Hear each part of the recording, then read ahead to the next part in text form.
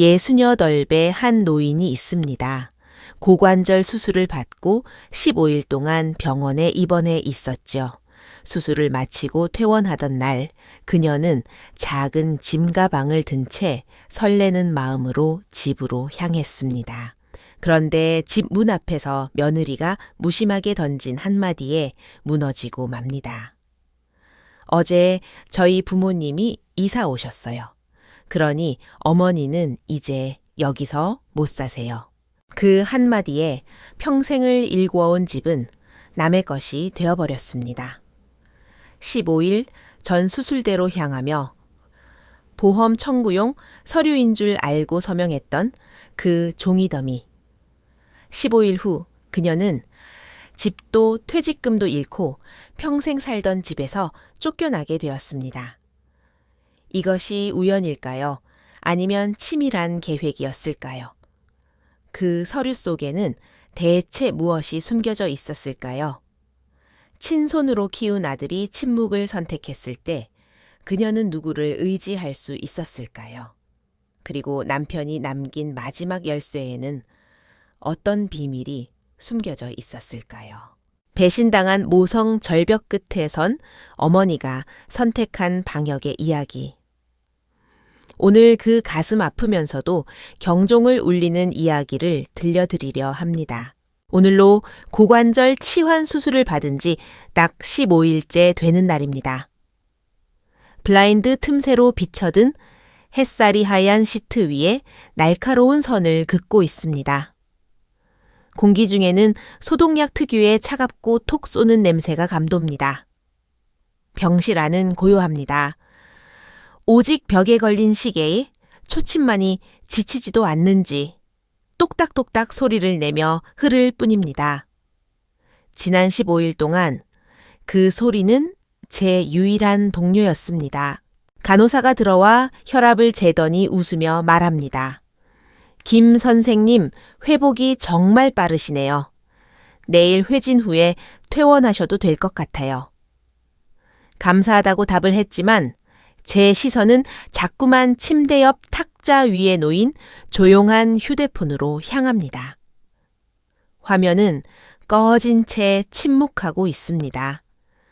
아들 이진호, 그리고 며느리 박주희. 지난 보름 동안 그들은 단 한 번도 이 병실에 발을 들이지 않았습니다. 처음 며칠은 그들을 이해하려 애썼습니다. 진호의 회사가 최근 큰 프로젝트를 맡아 밤낮 없이 바쁘다고 했고, 주희는 이제 막 유치원에 들어간 손녀 서연이를 돌보느라 정신이 없다고 했습니다. 간간이 걸려온 전화기 너머 목소리는 늘 서두르는 듯 멀게만 느껴졌습니다. 엄마, 괜찮으세요? 돈은 부족하지 않으시죠? 진호는 늘 그렇게 말을 시작했고, 주희는 어머니 마음 편히 치료만 받으세요. 집 걱정은 저희가 다 할게요. 라며 늘 상냥하고 매끄러운 목소리로 저를 안심시켰습니다. 하지만 점차 전화도 뜸해졌습니다. 때로는 새벽부터 황혼까지 휴대폰만 뚫어지게 쳐다봤지만 진동 한 번 울리는 일조차 인색했습니다. 제 마음은 창밖의 건물들에 잘려나간 조각구름처럼 조금씩 가라앉았습니다. 저 김미숙은 평생을 초등학교 교사로 살았습니다. 아이들에게 감사와 효도를 가르쳤고 제 인생의 가장 큰 자부심은 아들 진호라고 믿었습니다. 먼저 떠난 남편 상훈 씨와 저는 모든 것을 쏟아부어 진호를 키웠고 그가 가정을 꾸리는 것까지 지켜봤습니다. 상훈 씨가 일찍 떠난 뒤 저는 그 배의 사랑을 이 가족에게 주었습니다. 제 노년은 손주들의 재롱 속에 평온할 줄만 알았습니다. 그런데 지금 이 좁은 병상에 누워 저는 마치 외딴 섬이 된 기분입니다. 콧등이 시큰해지며 수술 부위가 욱신거립니다. 눈을 감자 15일 전 수술실로 들어가던 그날 오전의 기억이 떠오릅니다. 그날은 진정제 기운 때문인지 모든 게 몽롱했습니다. 주희가 제 손을 꼭 잡고 있었던 것만 기억납니다. 그녀의 손가락 끝은 차가웠지만 얼굴에는 걱정 가득한 따뜻한 미소가 걸려 있었죠. 어머니, 겁내지 마세요. 가벼운 수술이니까 한숨 자고 나면 다 끝날 거예요. 그녀는 부드러운 목소리로 저를 다독였습니다. 곁에 서 있던 진호는 미간을 찌푸린 채 저보다 더 긴장한 표정이었습니다.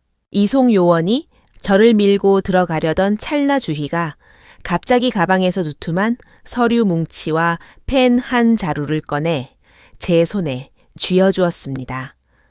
어머니, 빨리 이것 좀 사인해 주세요. 입원 수속이랑 보험 청구할 때 필요한 서류예요. 이거 없으면 병원비 처리가 복잡해진대요. 노안용 안경을 썼지만 눈앞의 글자들은 마치 개미떼가 엉켜 있는 것처럼 어지러웠습니다. 머리가 너무 어지러워 겨우 위임장이라는 굵은 글씨만 보일 뿐이었습니다. 이게 다 뭐니 왜 이렇게 많아? 제가 본능적으로 묻자 주희의 말투가 빨라졌습니다. 아이고 어머니, 그냥 흔한 서류들이에요. 보험사 절차가 워낙 까다롭잖아요. 어머니 저희 믿고 얼른 사인하세요. 수술 시간 늦어지면 큰일 나요. 진호를 쳐다보자 그는 고개를 끄덕이며 어서 하라는 눈빛을 보냈습니다. 그래 보험금 때문이라는데 아들 내외가 나쁜 짓이야 하겠어. 저는 흐릿한 시야 속에서 떨리는 손으로 제 이름 김미숙을 적어 내려갔습니다. 한자 한자가 평생 썼던 어떤 글자보다 무겁게 느껴졌습니다. 서류를 낚아채듯 챙긴 주희의 얼굴에 스쳤던 안도감. 지금 생각해보니 그것은 탐욕스러운 조바심이었습니다. 똑딱똑딱. 벽시계 소리가 저를 현실로 불러옵니다. 깊은 숨을 들이켜자 소독약 냄새에 목이 칼칼해집니다. 그 서류가 정말 단순한 보험 서류였을까요? 왜 가슴속에 지워지지 않는 서늘함이 맴도는 걸까요? 휴대폰을 확인해도 부재중 전화나 메시지는 하나도 없습니다. 더는 이 하얀 벽을 마주하며 무의미한 추측과 기다림을 반복하고 싶지 않았습니다. 침대 모서리를 잡고 천천히 몸을 일으켰습니다. 움직일 때마다 상처 부위가 찢어지는 듯 아팠지만 이를 악물었습니다. 호출벨을 눌러 간호사를 불렀습니다. 저기 지금 바로 퇴원 수속 좀 밟아주세요. 집에 가야겠습니다. 택시 바퀴가 익숙한 골목을 지나 서울 연희동의 3층 단독주택 앞에 멈췄습니다. 제 집입니다. 택시비를 지불하자 기사님이 친절하게 트렁크에서 작은 짐 가방을 꺼내주며 제가 균형을 잡도록 도와주었습니다. 세월의 흔적이 묻어 부드러운 회색빛을 띠는 집.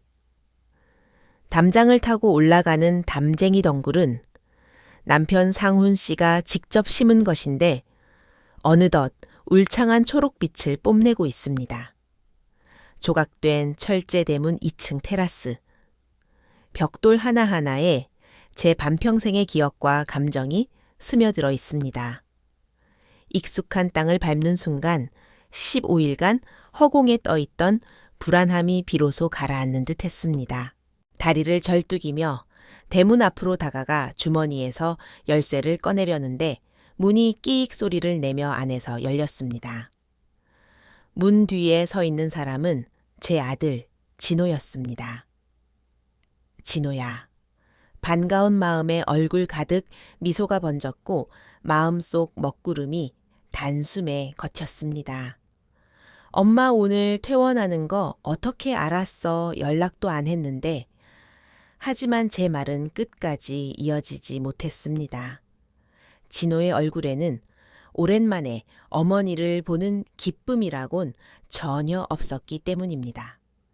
그는 평소 입지 않던 값비싼 정장을 차려입고 머리까지 기름지게 넘긴 낯선 모습이었습니다.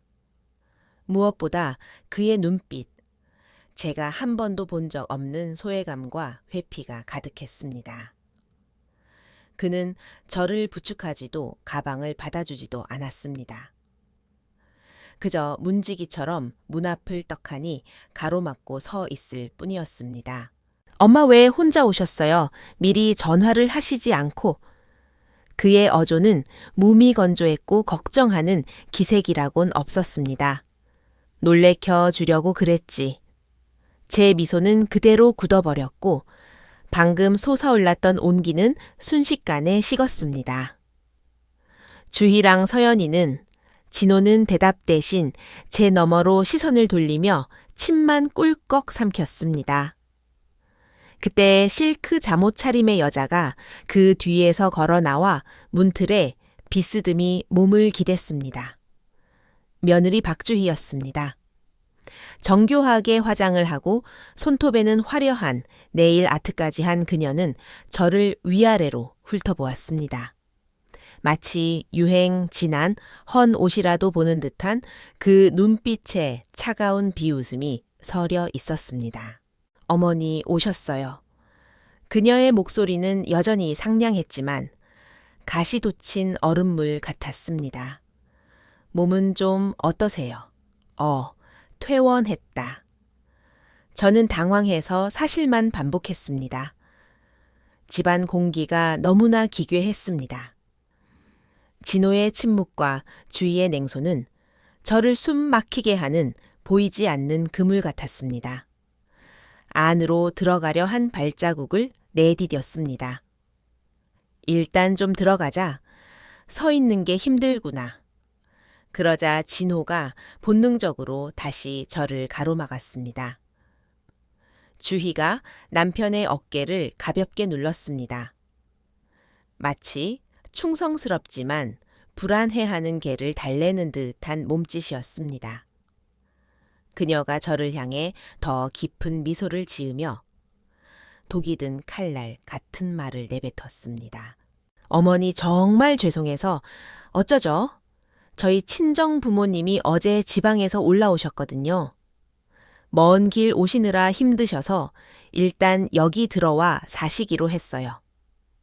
그녀는 제 표정이 일그러지는 걸 즐기듯 잠시 멈췄다가 한자 명확하게 선언했습니다. 그러니 여기는 이제 어머니가 계실 자리가 없네요. 뭐라고 제 머릿속이 윙 울리며 제 목소리조차 들리지 않았습니다. 제 말은 주희의 인내심이 바닥났는지 가식적인 미소를 지우고 말을 이었습니다. 이 집은 이제 저희가 살 거예요. 어머니는 연세도 있으시고 혼자 사시기엔 너무 넓고 위험하잖아요. 저희가 이미 좋은 요양원을 알아봐뒀어요. 시설 아주 괜찮은 곳으로요. 요양원이라니. 제 집에서 제 며느리가 제 아들이 보는 앞에서 제가 쫓겨났음을 선포하고 있었습니다. 믿을 수 없는 눈으로 진호를 쳐다봤습니다. 제가 품 안에서 키운 자식 열이 날 때면 울면서 엄마를 찾던 그 아이. 그가 주희의 황당한 소리를 꾸짖고 예전처럼 제 편에서 주기를 간절히 바랐습니다. 하지만 그는 고개를 떨구고 제 시선을 피했습니다. 그 익숙한 얼굴에는 갈등과 죄책감, 그리고 무엇보다 묵인이 쓰여 있었습니다.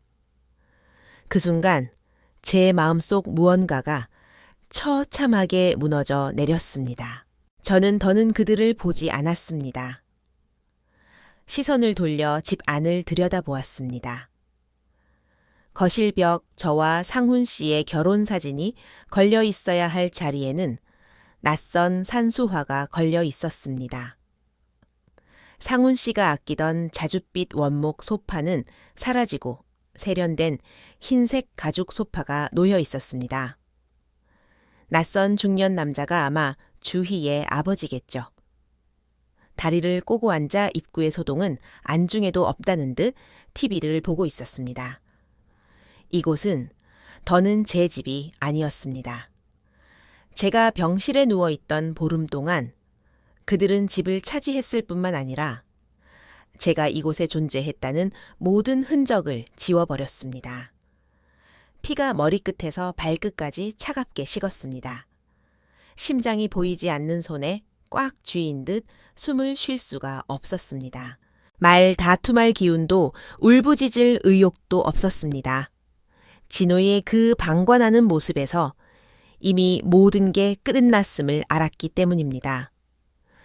시선을 천천히 옮기다 보니 차고 옆 어두운 구석에 젖어있는 종이, 상자 몇 개가 보였습니다.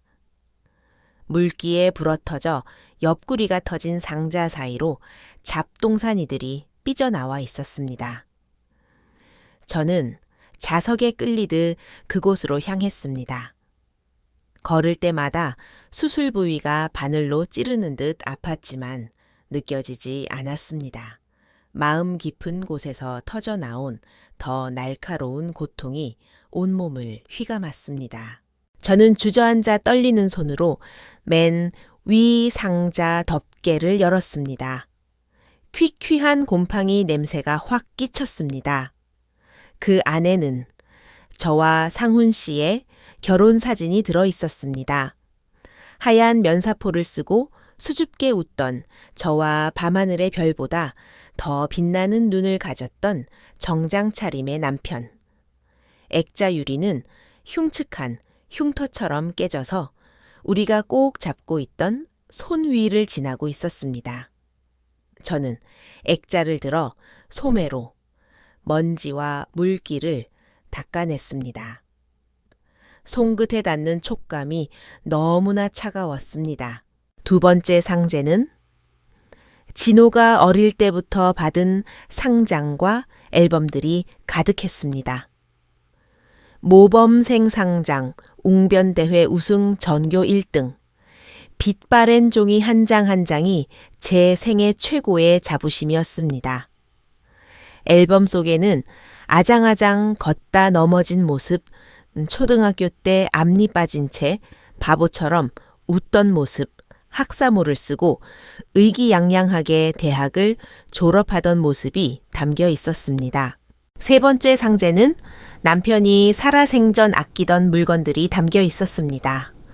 그가 인사동에서 공들여 구했던 다도 세트는 산산조각이 나 있었고 직접 필사했던 시집들은 물에 불어 글씨가 잉크 뭉치처럼 번져 있었습니다. 하나씩 꺼낼 때마다 가슴이 저며왔습니다. 이것들은 잡동사니도 쓰레기도 아닙니다. 이것은 제 사랑이고 청춘이며 어머니로서의 영광이자 사별한 남편과 함께한 인생 그 자체였습니다. 그런데 제 친아들이라는 놈이 이것들을 쓰레기처럼 이 축축하고 더러운 구석에 내팽개친 것입니다. 어머니 이런 옛날 물건들 둬봐야 집만 되어 자리만 차지하고. 등 뒤에서 박주희의 목소리가 들렸습니다. 거만하기 짝이 없는 시혜적인 말투였습니다. 정 필요하시면 두어 개만 골라 가시든가요. 저는 천천히 일어나 그녀의 완벽한 화장을 한 얼굴을 마주 보았습니다. 도대체 왜... 제 목소리는 제 것이 아닌 듯 갈라져 나왔습니다. 주인은 농담이라도 들은 듯 피식 웃었습니다. 어머니, 아직도 모르시겠어요. 진호 씨 회사 본인이 말아먹어서 진작 망하기 직전이었어요. 빚이 산더미라고요. 저희 친정 도움 아니었으면 진작 길바닥에 나앉았을 거예요. 그녀는 진호 곁으로 다가가 그의 팔을 자연스럽게 끼며 말을 이었습니다. 저희는 돈이 필요하고 체면 세울 번듯한 집이 필요해요. 그런데 어머니는요. 병치레나 하시는 노인네가 이렇게 넓은 집이랑 퇴직금 쌓아두고 있어봐야 뭐에 써요. 차라리 가족을 위해 마지막 가치라도 발휘하시는 게 낫죠. 가족을 위해 라는 5글자에 입안이 쓰디썼습니다. 주희는 아직 타격이 부족하다고 느꼈는지 가방에서 서류 복사본 한 장을 꺼내 제 앞에 툭 던졌습니다. 종이는 깨진 결혼사진 위로 떨어졌습니다. 참 깜빡할 뻔했네. 어머니 통장에 있던 퇴직금 4억 200만 원 저희가 안전하게 잘 보관해뒀어요. 보세요, 이게 어머니가 직접 서명하신 위임장이에요. 법적으로 아무 문제 없답니다. 이제 어머니 명의의 모든 재산은 저희가 관리하게 됐어요. 서류에 적힌 포괄적 위임장이라는 5글자가 마치 시뻘겋게 달궈진 인장처럼 제 눈동자를 지지는 듯 했습니다. 보험 서류라던 그 종이는 제 평생의 피땀을 남에게 바치는 노예 문서였습니다. 제가 수술실로 실려가던 그 순간부터 이 치밀한 약탈은 이미 시작되었던 것입니다. 고개를 들어 마지막으로 아들 이진호를 보았습니다. 그의 얼굴은 창백했고 입술은 파르르 떨리고 있었지만 끝내 저와 눈을 맞추지 못했습니다. 주희의 서슬퍼런 설명 속에서 그는 영혼 없는 꼭두각시처럼 줄에 매달려 움직이지 않았습니다. 저는 완전히 마음을 비웠습니다. 더는 한마디 말도 섞지 않았고 쓰레기 취급당한 추억들도 돌아보지 않았습니다.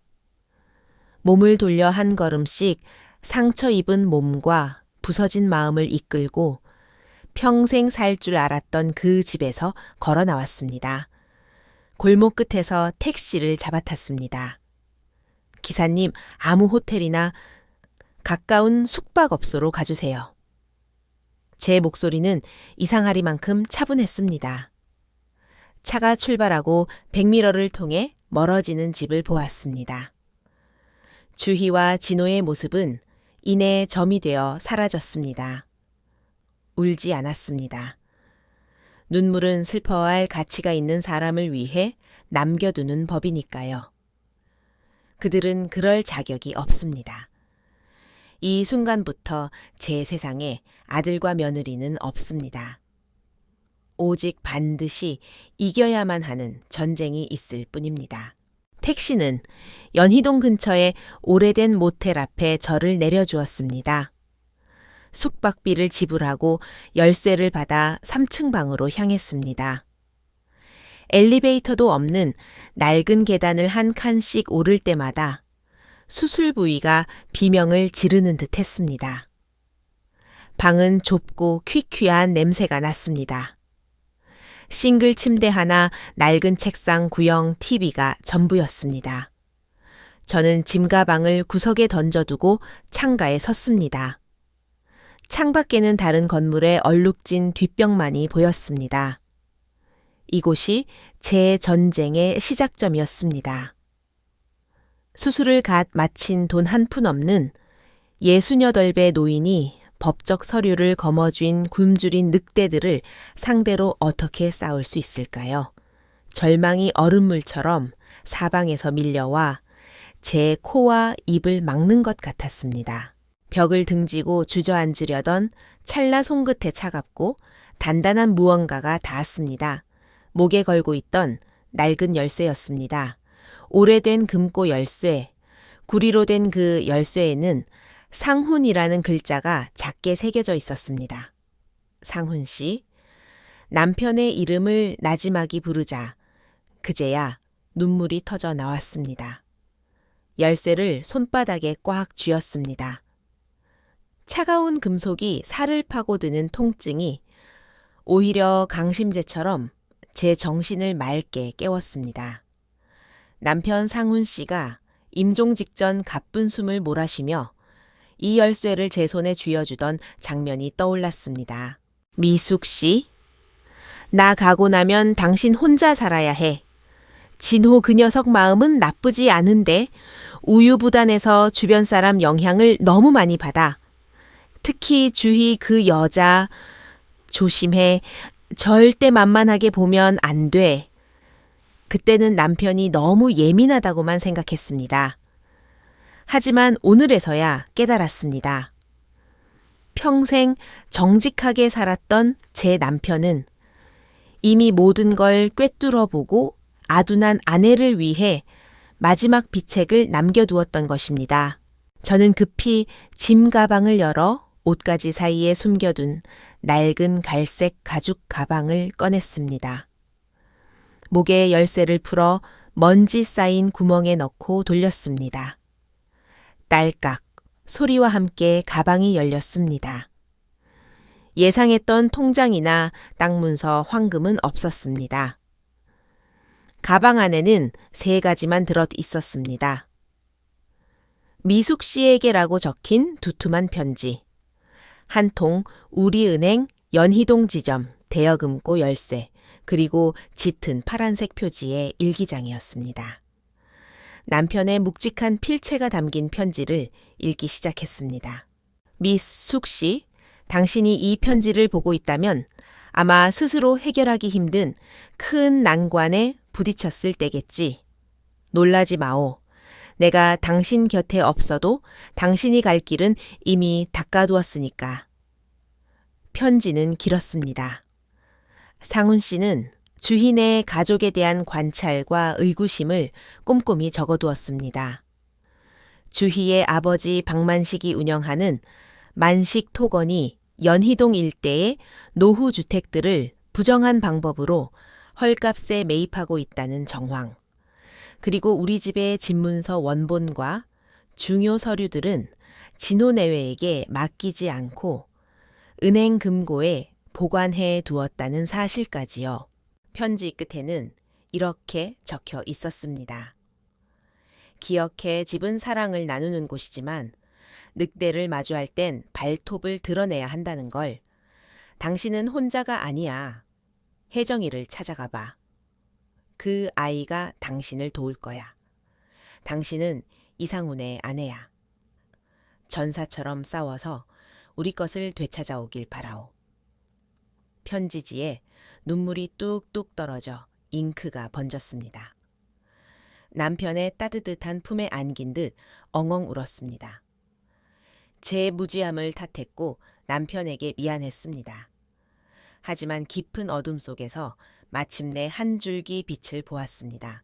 눈물을 닦고 일어섰습니다. 눈빛은 다시 단단해졌습니다. 파란 일기장을 펼치니 박만식의 회사에 대한 조사 기록과 의심스러운 자금 흐름, 지번들이 적혀 있었습니다. 상훈 씨 고마워요. 마지막까지 저를 위해 길을 닦아줘서. 저는 휴대폰을 꺼내 오랫동안 연락하지 않았지만 제 인생에서 가장 소중한 번호를 찾았습니다. 신호가 가고 익숙하고 호탕한 목소리가 들려왔습니다. 여보세요, 미숙이니? 야, 이 기집애가 웬일로 전화를 다 했어. 혜정가. 나야. 나 정말 큰일 났어. 네, 도움이 필요해. 제 친구 최혜정.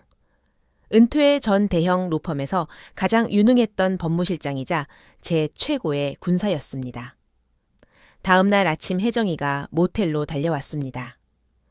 낡은 방과 어울리지 않는 단정한 정장 차림의 그녀는 제 초췌한 모습에 미간을 찌푸리면서도 묵묵히 사온 따뜻한 죽을 내밀었습니다. 일단 먹어.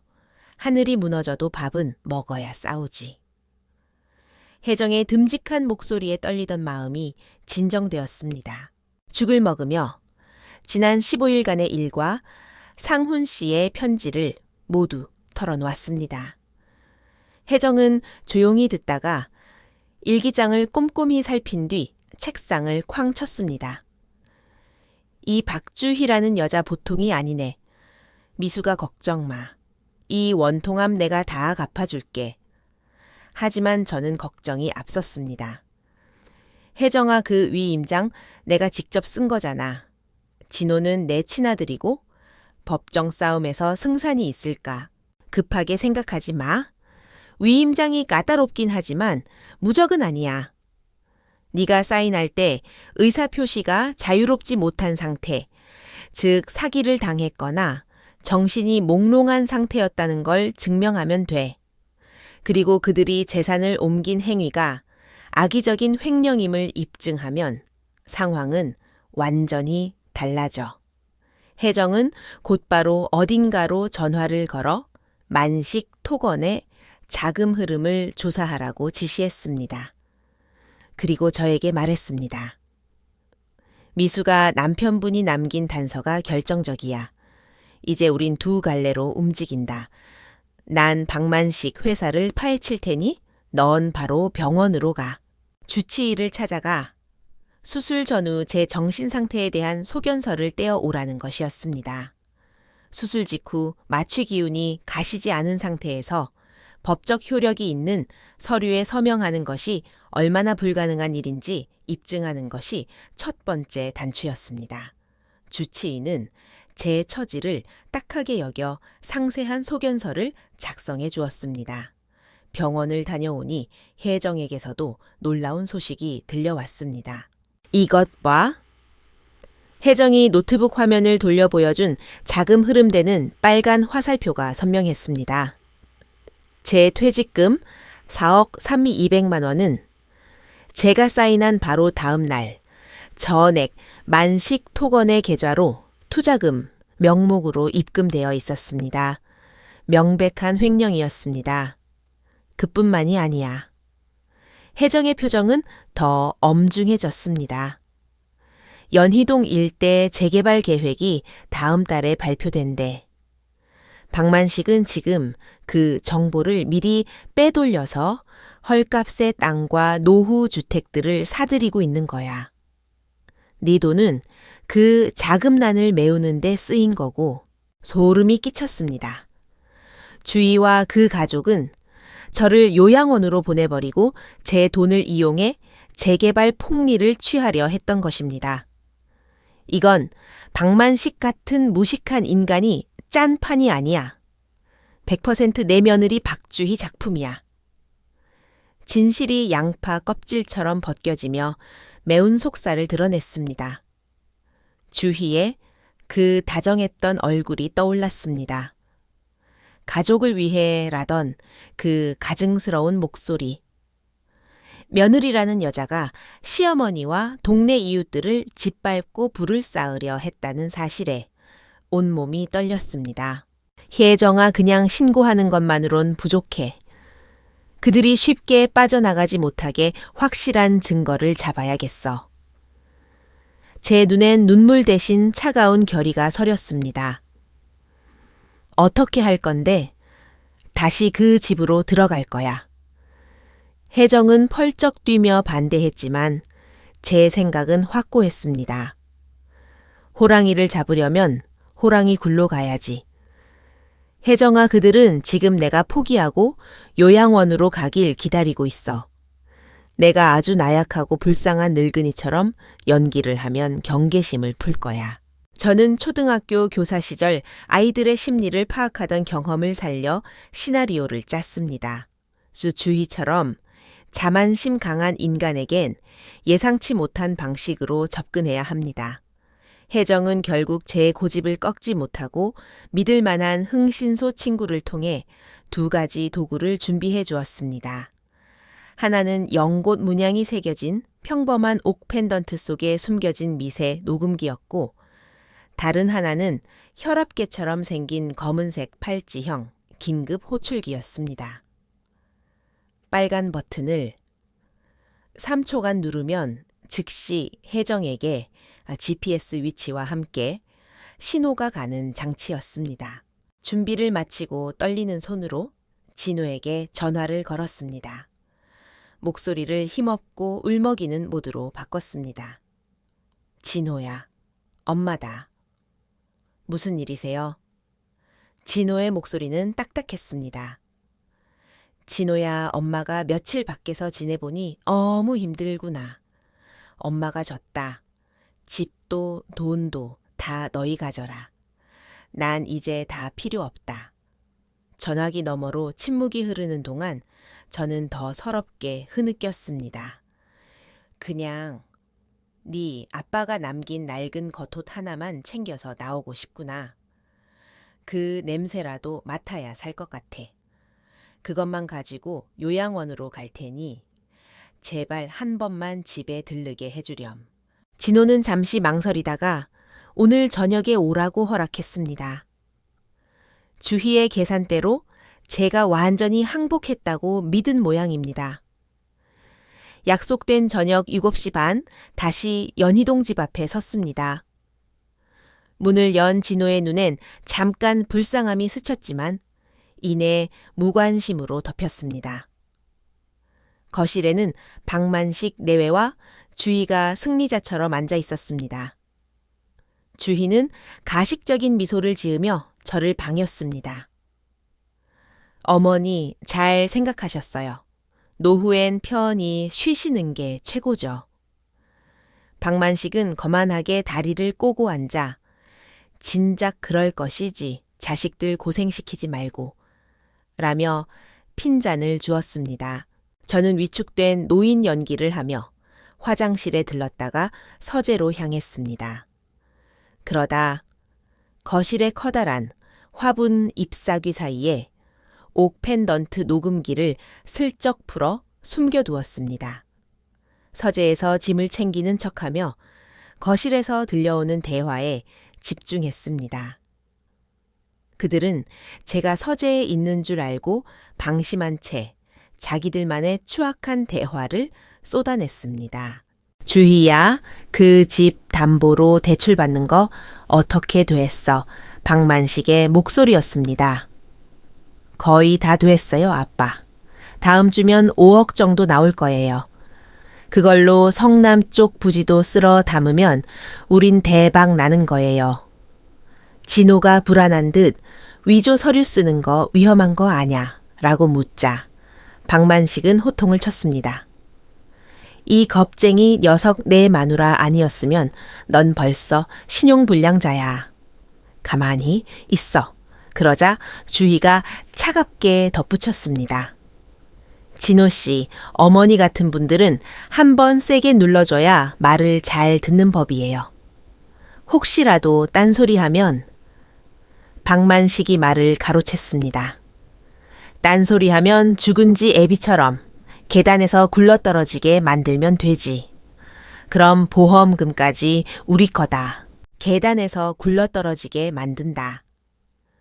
상훈 씨의 죽음이 심장마비가 아니었단 말인가.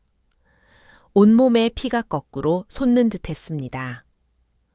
충격에 휩싸인 저는 그만 손에 들고 있던 찻잔을 떨어뜨리고 말았습니다.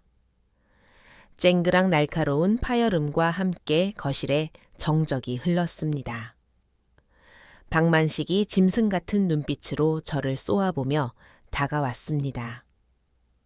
할망구, 어디까지 들었어? 박만식은 제 멱살을 움켜쥐고 거실 한가운데로 끌어냈습니다. 이 늙은이가 제 발로 무덤을 파내. 들었으면 여기서 살아서 못 나가지. 주인은 싸늘한 표정으로 진호를 붙잡았고 진호는 당황해서 어쩔 줄 몰라 했습니다. 박만식의 손에 힘이 실려 숨이 가빠오는 순간 저는 소매 속 팔찌에 빨간 버튼을 3초간 꾹 눌렀습니다. 혜정아 제발 1초, 2초, 3초 시간이 멈춘 듯 했습니다. 박만식의 흉측한 얼굴이 눈앞에서 일렁였습니다. 그때 쾅 하는 굉음과 함께 철제 대문이 부서지며 5-6명의 건장한 남자들이 들이닥쳤습니다. 선두에는 혜정과 경찰들이 있었습니다. 손때 모두 움직이지 마. 혜정의 목소리는 천사의 음성 같았습니다. 주인은 서류를 파기하려 했지만 경찰이 더 빨랐습니다. 저는 바닥에 주저앉아 거칠게 숨을 몰아쉬었습니다. 경찰이 박만식 내외에게 수갑을 채웠고 위조된 서류들은 증거물로 압수되었습니다. 미수가 괜찮아. 혜정이 달려와 저를 부축했습니다. 화분 속에 오옥 펜던트도 수거되었습니다. 아들 진호는 2층 계단에서 넋이 나간 채 내려오다 이 광경을 목격했습니다. 그는 영혼이 빠져나간 동상처럼 굳어버렸습니다. 주희는 진호 씨, 나 좀 도와줘 라고 소리쳤지만 진호는 입술만 바들바들 떨 뿐이었습니다. 저는 아들을 똑바로 쳐다봤습니다. 고통 원망. 아니, 그 모든 게 타버리고 남은 차가운 재뿐인 시선으로요. 저는 혜정의 부축을 받으며 뒤도 돌아보지 않고 그 집을 나왔습니다. 첫 번째 전투는 이겼지만 제 마음엔 승리의 기쁨 따위는 없었습니다. 보름간의 치밀한 수사가 이어졌습니다. 녹음기에는 박만식 일가의 모든 범죄 모의가 고스란히 담겨 있었습니다. 상훈 씨의 죽음에 대한 재수사도 시작되었습니다. 남편의 일기장에 적힌 정보들은 경찰이 자금 흐름을 파악하는 데 지도가 되어 주었습니다. 일주일 후 주희가 다니던 금융회사 앞에서 그녀는 긴급 체포되었습니다. 명품 옷을 차려입고 오만하게 웃던 그녀의 얼굴이 공포로 일그러지는 것을 저는 경찰차 안에서 지켜보았습니다. 주희야, 상훈 씨가 늘 말했단다. 사람은 양심이 있어야 한다고. 양심이 없으면 그건 짐승이지. 제가 창문을 내리고 말하자 주희는 귀신이라도 본 듯 비명을 질렀습니다. 진호 역시 공범으로 체포되었습니다. 우리 집 앞에는 소식을 들은 이웃들이 모여 김 선생님 고생하셨어요 라며 환호했습니다. 주인의 일개소가 집을 팔았던 이웃들은 제 손을 잡고 눈물을 흘렸습니다. 진실이 밝혀진 뒤 저는 검색의 요청에 진호를 면회했습니다. 혜정은 반대했지만 저는 끝내야 할 이야기가 있었습니다. 강화유리 너머로 본 진호는 며칠 사이에 반쪽이 되어 있었습니다. 왜 그랬니? 제 물음에 진호는 유리창에 매달려 오열했습니다. 엄마, 미안해요. 정말 미안해요. 그는 주희의 살인 모의까진 몰랐다고 사업 실패로 진 빚 때문에 어쩔 수 없었다고 변명했습니다. 저는 그의 눈에서 제가 알던 그 나약하고 비겁한 아들의 모습을 보았습니다. 저는 가방에서 상훈 씨가 진호의 18살 생일 때 써준 편지를 꺼내 보여주었습니다. 진호야, 내 아빠가 했던 말 기억하니 정직한 사람이 되고 사랑하는 사람을 지킬 줄 아는 책임감 있는 남자가 되라고 했지. 길을 잘못 들었으면 돌아올 줄 알아야 한다. 제 목소리가 면회실에 울려 퍼졌습니다. 진호는 아버지가 남긴 마지막 가르침 앞에 무너져 내려 아이처럼 통곡했습니다. 엄마, 제가 다 증언할게요. 그게 제가 엄마랑 아빠한테 할 수 있는 유일한 속죄예요. 저는 대답 없이 면회실을 나왔습니다. 3개월 후 재판이 열렸습니다. 주희는 징역 20년 박만식은 18년, 주희의 어머니는 15년의 중형을 선고받았습니다. 아들 진호는 수사에 적극 협조한 점이 참작되어 징역 3년을 선고받았습니다. 법원을 나오니 햇살이 눈부셨습니다. 저는 되찾은 집을 깨끗이 청소하고 주인의 흔적을 모두 버렸습니다. 그리고 남편과 제 이름을 딴 상훈 미숙 노인 법률구제 재단을 설립했습니다. 집의 1층을 개조해 이웃 노인들이 무료 법률 상담을 받을 수 있는 쉼터로 만들었습니다. 재단 설립 기념일 쉼터 앞마당은 축하 인파로 가득했습니다. 저는 마이크 앞에 서서 말했습니다. 노년에 자식만 믿고 살기엔 세상이 참 험합니다. 하지만 우리에겐 스스로를 지킬 지혜와 존엄이 있습니다. 이 재단이 여러분의 갑옷과 칼이 되어 드릴 것입니다. 박수갈채 속에 남편 상훈 씨가 저를 보며 웃고 있는 듯한 환영을 보았습니다. 반년 뒤 출소한 진호는 차마 저를 찾아오지 못하고 투박한 나무 조각상을 하나 보내왔습니다. 따뜻한 미소를 짓고 있는 어머니의 모습이었습니다. 저는 그 조각상을 상훈 씨의 사진 옆에 두었습니다. 어느 화창한 오후 쉼터 마당의 금목서 향기를 맡으며 생각합니다. 자식의 효도 대신 저는 존엄을 되찾았고 좁은 가족 대신 더 넓은 이웃이라는 가족을 얻었습니다. 제 인생은 68 그해 진정으로 다시 시작되었습니다. 김미숙 선생님의 이야기는 여기까지입니다. 여러분은 어떤 생각이 드시나요? 아들 진호는 그저 나약한 피해자일까요? 아니면 용서받지 못할 공범일까요? 김 선생님의 마지막 선택은 용서일까요? 아니면 더 높은 차원의 지혜로운 방역일까요? 인생의 어두운 진실 앞에서도 빛을 찾아낸 그녀의 용기에 박수를 보내며 오늘 이야기를 마칩니다. 구독과 좋아요로 함께 해주세요. 감사합니다.